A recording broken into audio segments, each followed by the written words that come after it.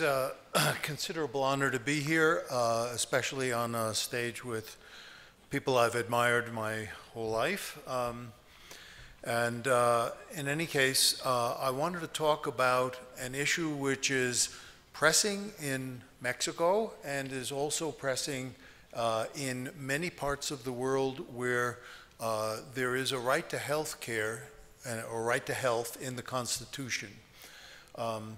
Because I want to talk a bit about the role of the courts and the health system in addressing the notion of a right to health.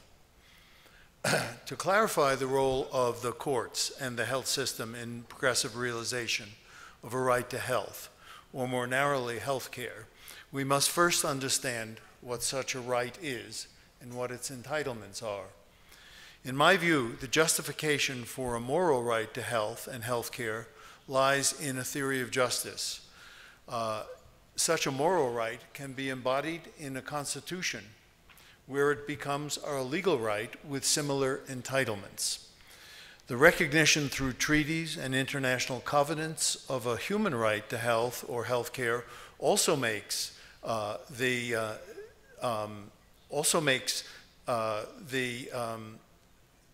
excuse me, I've lost my place.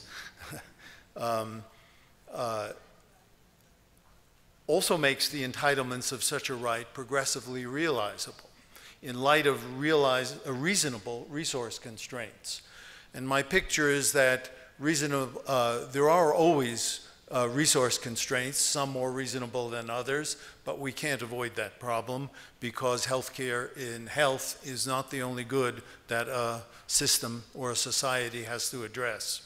And when we try to invoke resources and use resources to promote health, we have to think about these other goods as well. So in my view, the central goal of health policy, which I know Dr. Frank will talk about, are to promote population health and distribute that health fairly. This involves the progressive realization of a right to health. I do want to say one word in beginning on the notion of distinguishing a right to health from a right to health care, because no doubt the philosophers in the room will jump on my back for talking about a right to health. What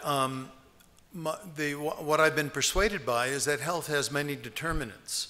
And I believe the fair distribution of those determinants is a social obligation, giving rise to the right to health. Some determinants of health keep us healthy by reducing the risks of ill health, such as traditional public health measures and a fair distribution of the social determinants of health. Medicine, in contrast, aims to keep us healthy once we are sick, though it too can provide some prevention for various kinds of illness. So access to health care is also a right, on my view, because there is a right to health. Of course, saying we have a right to health does not mean that if we get sick and die, then our right to health has been violated. It only means that the fair distribution of the factors the society can control is something that we have a right to. A right to health or health care, I have elsewhere argued, is a special case of a right to fair equality of opportunity. And I won't repeat those arguments here. This conception of a right to health or health care starts with the assumption that we have a right to fair equality of opportunity and that protection of our health makes a significant, if limited, contribution to the preserving of those opportunities. So we can think of a right to health care as an implication of a right to fair equality of opportunity. How a society invests resources in meeting its obligations to protect population health and distribute that health fairly, the goals that sometimes conflict, matters greatly. Yet there will be reasonable disagreement about how to allocate resources to that task. Each resource allocation has an opportunity cost that must be considered. Specifically, every treatment that is provided can be replaced in this allocation by treatments for other conditions, each of which has other claimants for care. If we provide one treatment, we cannot provide the others. At least I'm assuming that. These are the opportunities we miss because we can assume we can provide one treatment. We have to make sure that the treatments we provide do not displace more important treatments that we could provide. Even if some intervention would cure an individual of a condition, his or her right to health or health care does not imply that that treatment is owed to that individual if the opportunity cost of providing it is too great. Perhaps other claimants to health care should be treated instead. A plausible claim is that an individual has an entitlement to a treatment if it is something that a healthcare system fairly decides to include in the array of services it offers to all in need, given its constraints on resources. And some individual claims to treatment will not be among those in such an array. Since reasonable resource limits mean that not everything can be done for everyone in need, the progressive realization of a right to health means that we cannot deduce that a specific treatment for a specific condition is an entitlement of that right unless the treatment is part of an array of services that the system concludes all must have access to. Accordingly, a constitutional right that is progressively realized carries with it only those entitlements as well. So too, I argued, does a human right to health or health care that is progressively realized. Of course, the idea of progressive realization can become a disguise for a state unwilling to realize a right to health and health care, and it has often been served in that role. But the idea behind progressive realization is sound, even if the concept is often abused. With limited resources, we cannot do everything that we could do with more resources, and so we must progressively realize a right. This view of the relationship between a constitutional right or a human right to health or health care and the entitlements such a right involves has implications for the role of the courts and of the health system. Specifically, the courts should not conclude that a right to health or health care means that any and every effective treatment, regardless of cost, is something that people with that right are entitled to. To decide that a specific treatment is an entitlement or a right to health or health care under reasonable constraints, a court would have to determine that the opportunity cost of providing that treatment is similar to the opportunity cost of other treatments in the health system does include. Properly done, that is a task and a responsibility of the health system, since it, not the courts, is in a good position to judge the opportunity costs of treatments it includes, which doesn't mean that health systems always do a good job of that. They often do not. The task of a health system is to implement a fair, deliberative process through which decisions about the inclusion of new treatments are made.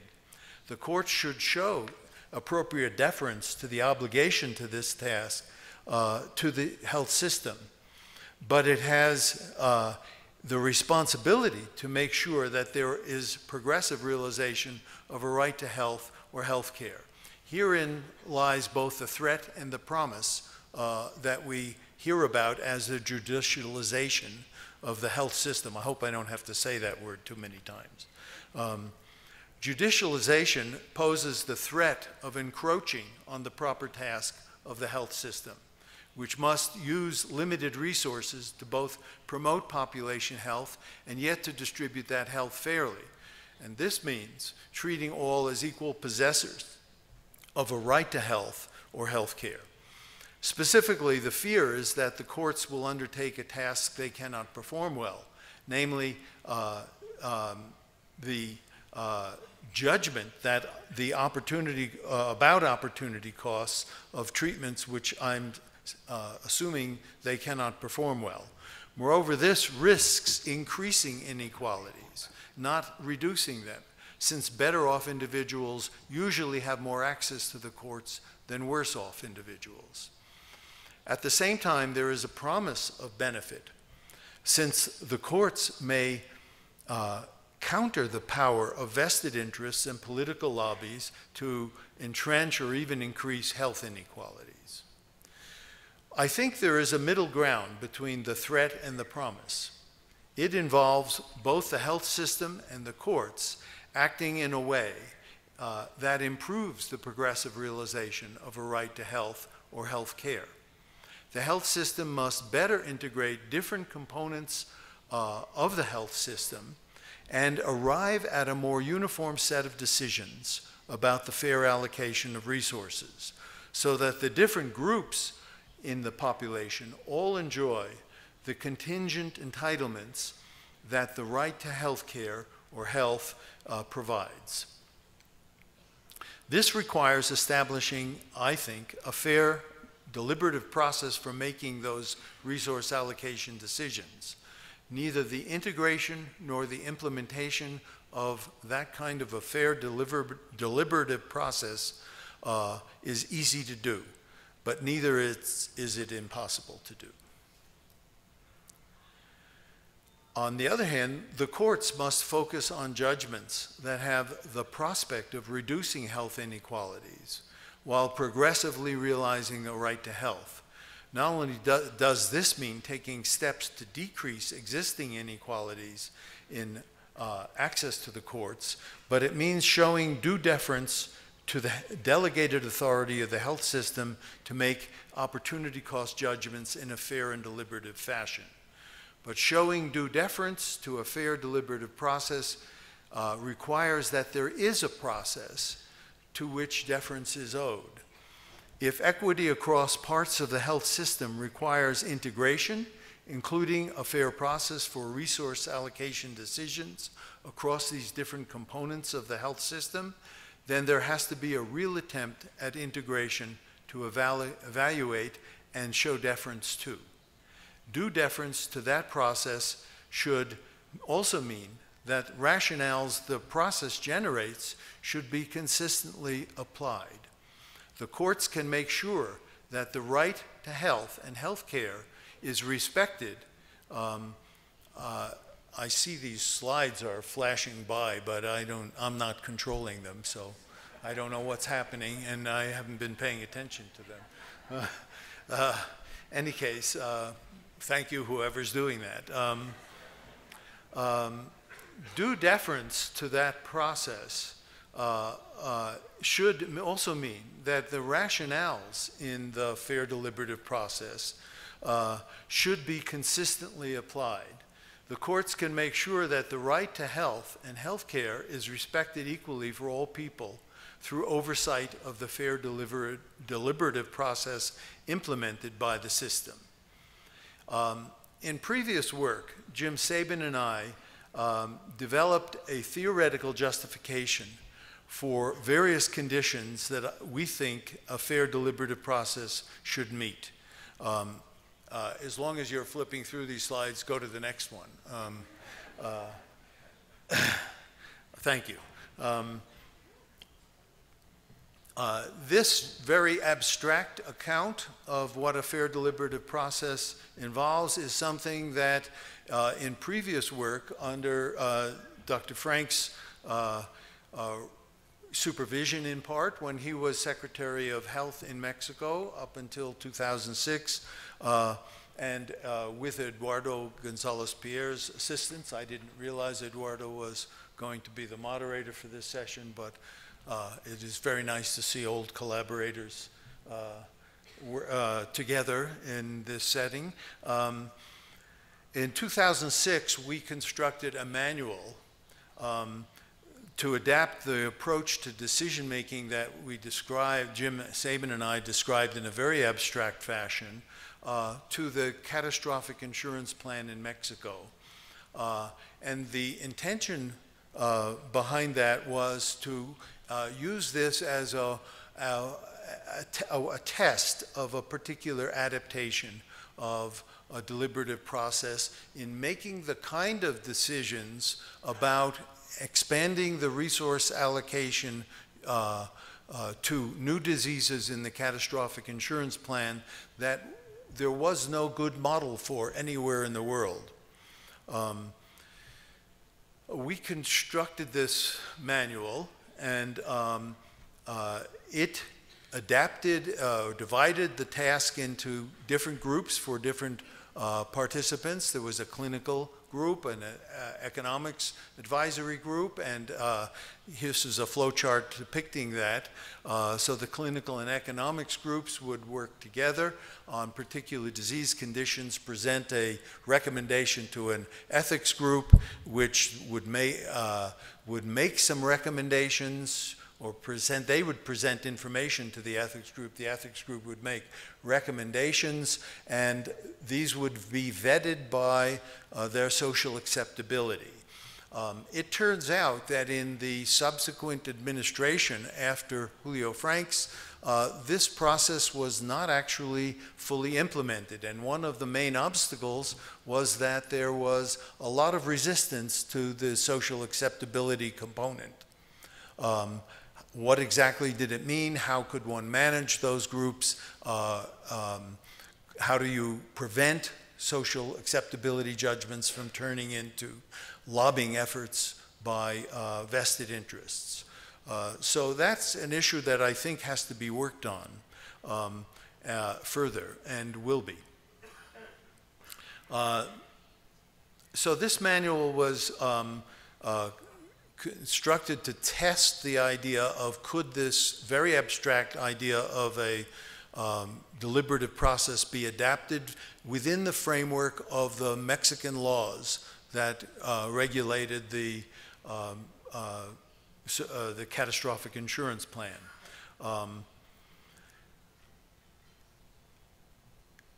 Since that time, many decisions have been made about what diseases and conditions to add to the catastrophic insurance plan.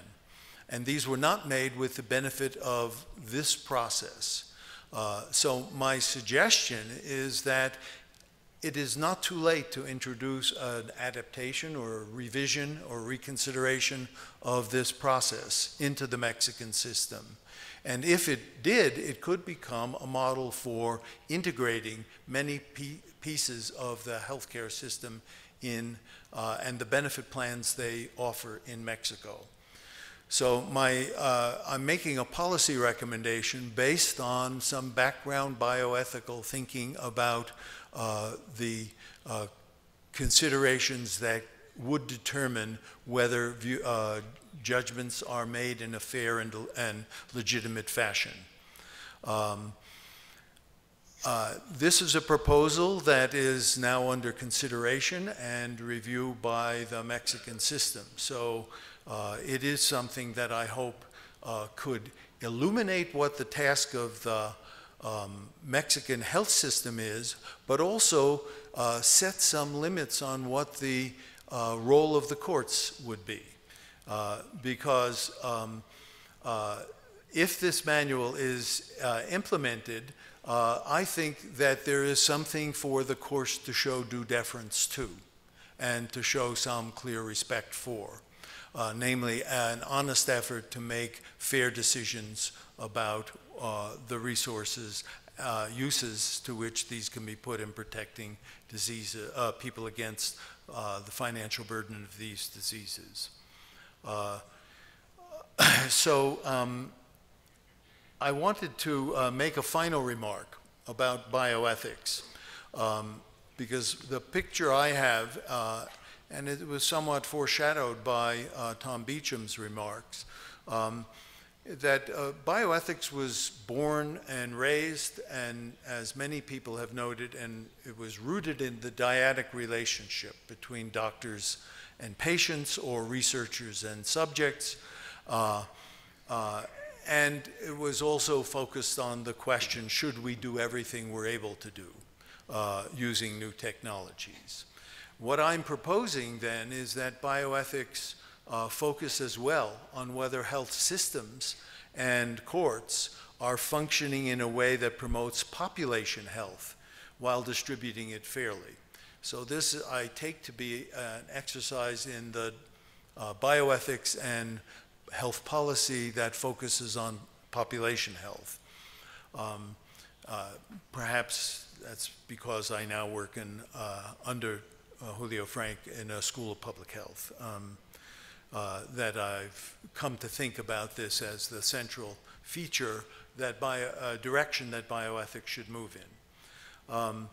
My claim is that this effort to pursue the two goals of health policy, distributing health fairly while at the same time improving population health, it requires a concern about prioritization of how we use our resources, and that's what I've been addressing. Bioethicists, in my view, must think about how we can best use our resources to accomplish these two goals of health policy. And they have to do this for populations, and they have to train more people to help them achieve those goals. Thank you.